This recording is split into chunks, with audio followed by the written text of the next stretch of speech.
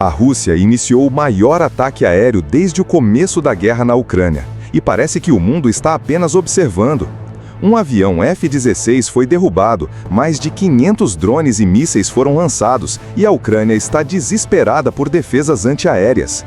Mas o que isso tem a ver com o Brasil? Muita coisa. O Brasil faz parte do BRICS, junto com Rússia, China, Índia e África do Sul. Enquanto os Estados Unidos hesitam em enviar armamentos avançados para Kiev, o Brasil mantém uma posição ambígua diante do conflito. Isso pode nos afetar diretamente? Estamos perdendo influência global por não tomar uma posição? Neste vídeo, vamos analisar o ataque russo, mostrar os dados reais, discutir a política externa brasileira e fazer você pensar: será que estamos ficando do lado errado da história? Hoje, o coração da atenção mundial está na Europa, em um lugar que pouca gente imagina, mas que está no centro de tudo o que está acontecendo no mundo: a Ucrânia. Esse país, que fica entre a Europa e a Rússia, está vivendo um pesadelo desde 2022. Vocês lembram quando Putin invadiu a Ucrânia? Todo mundo achava que seria rápido, mas virou uma guerra prolongada, com milhões de mortos, cidades destruídas, e agora uma nova fase começou. Essa nova fase pode mudar tudo, inclusive o futuro do Brasil. A Rússia acabou de lançar a maior ofensiva aérea desde o início da guerra. Mais de 500 drones e mísseis caíram sobre a Ucrânia. Um dos caças mais poderosos do mundo, o F-16, foi derrubado e o piloto morreu tentando proteger o céu ucraniano. Isso não é apenas uma pequena notícia, é um escândalo. É a terceira vez que a Ucrânia perde um F-16, e o pior é que os russos estão ganhando espaço no ar. Mas calma, porque eu vou mostrar que essa guerra não é apenas um problema da Europa, ela pode estar mais perto de nós do que imaginamos. Vamos organizar as informações.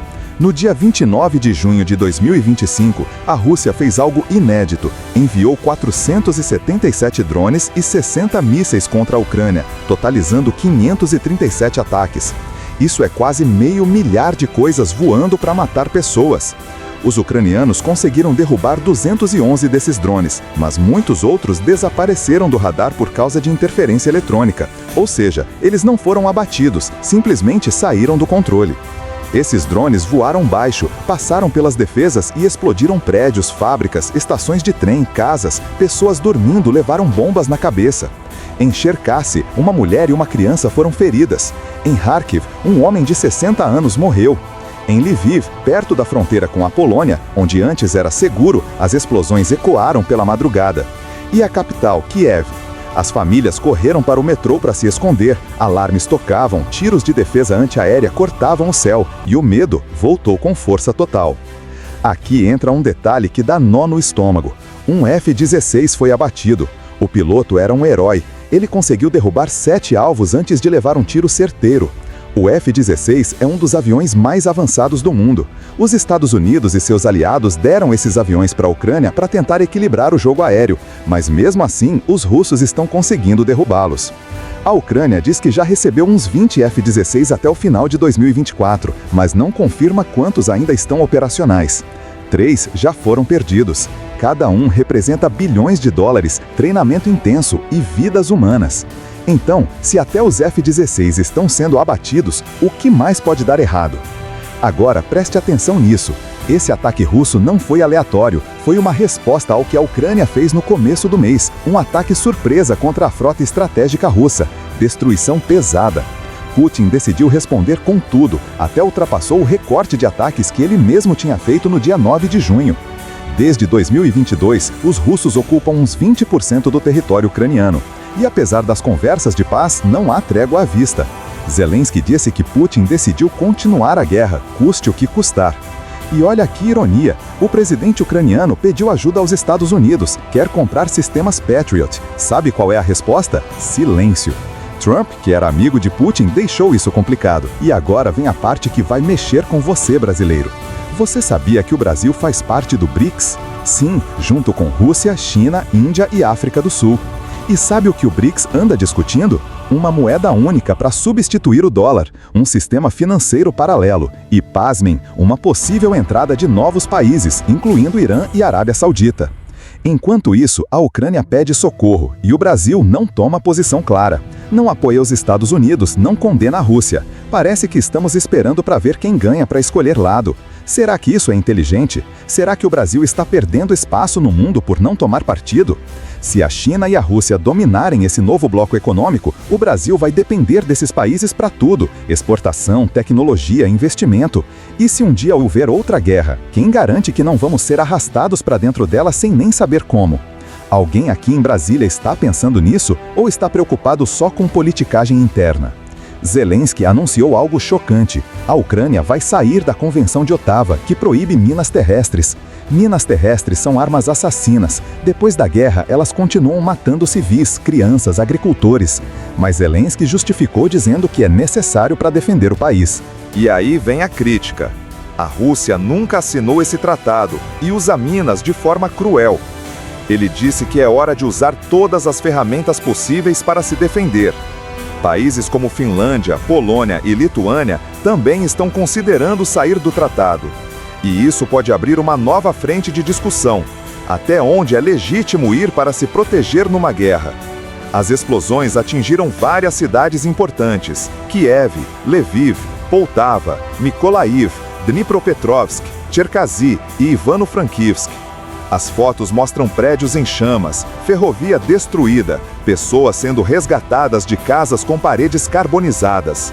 Na região de Cherkasy, 6 pessoas ficaram feridas, incluindo uma criança. Em Ivano-Frankivsk, uma mulher foi hospitalizada. Em Kharkiv, um idoso morreu. Imagine acordar com uma explosão no seu quarto. Imagine ver sua cidade em ruínas.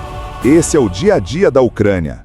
Esse ataque russo mostra que a guerra não vai acabar tão cedo. Pelo contrário, ela está entrando numa fase mais violenta, mais imprevisível. Com os F-16 caindo, os Europolutes relutantes em ajudar e os russos aumentando a pressão, o que resta para a Ucrânia? Será que a OTAN vai intervir? Será que a China vai usar isso como oportunidade para crescer no cenário global? E o Brasil vai continuar fingindo que não faz parte disso tudo? Eu sei que muita gente acha que a guerra na Ucrânia é distante, que não tem nada a ver com o nosso dia a dia.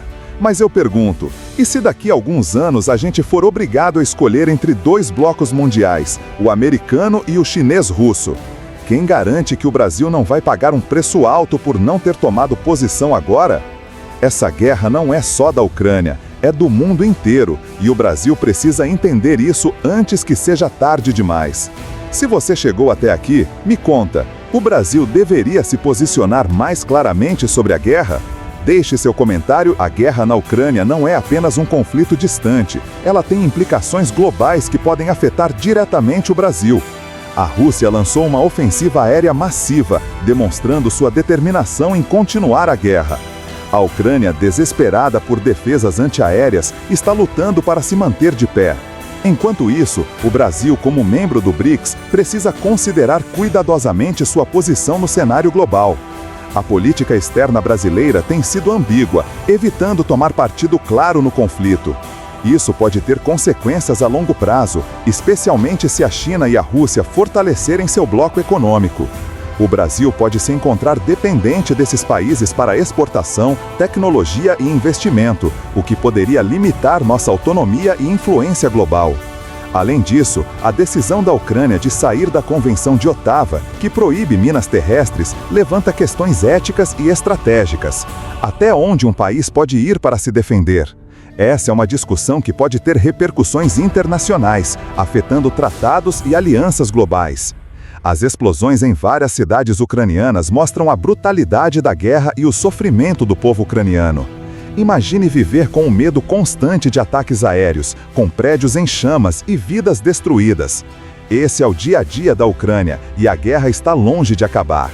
A relutância dos europeus em fornecer ajuda militar avançada à Ucrânia, como os sistemas Patriots, complica ainda mais a situação.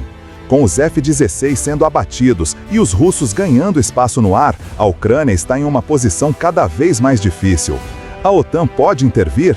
A China pode usar isso como oportunidade para crescer no cenário global? Essas são questões que precisam ser consideradas. O Brasil não pode continuar fingindo que não faz parte disso tudo. A guerra na Ucrânia é um conflito global e o Brasil precisa entender isso antes que seja tarde demais. Se daqui a alguns anos formos obrigados a escolher entre dois blocos mundiais, o americano e o chinês-russo, quem garante que o Brasil não vai pagar um preço alto por não ter tomado posição agora? É crucial que o Brasil reavalie sua posição e considere as implicações a longo prazo de sua política externa. O mundo está mudando e o Brasil precisa estar preparado para enfrentar os desafios que virão. A guerra na Ucrânia é um lembrete de que a paz e a estabilidade não são garantidas e que a posição do Brasil no cenário global pode ter consequências significativas para nosso futuro. Em resumo, a guerra na Ucrânia é um conflito complexo com implicações globais. O Brasil, como membro do BRICS, precisa considerar cuidadosamente sua posição e as consequências a longo prazo de sua política externa. A guerra não é apenas um problema distante, ela pode afetar diretamente o Brasil e nosso futuro no cenário global. É hora de o Brasil tomar uma posição clara e se preparar para os desafios que virão. Se você acha que o Brasil deveria se posicionar mais claramente sobre a guerra na Ucrânia, deixe seu comentário e compartilhe este texto.